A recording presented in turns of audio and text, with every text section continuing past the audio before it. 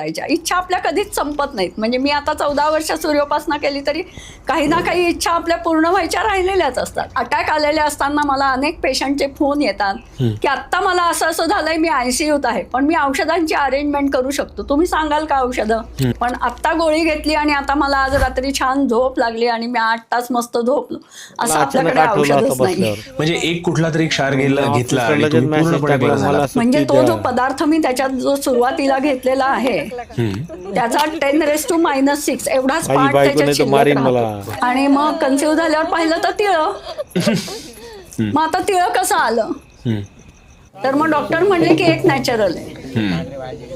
आणि मग ते नॅचरल आहे कशावरनं?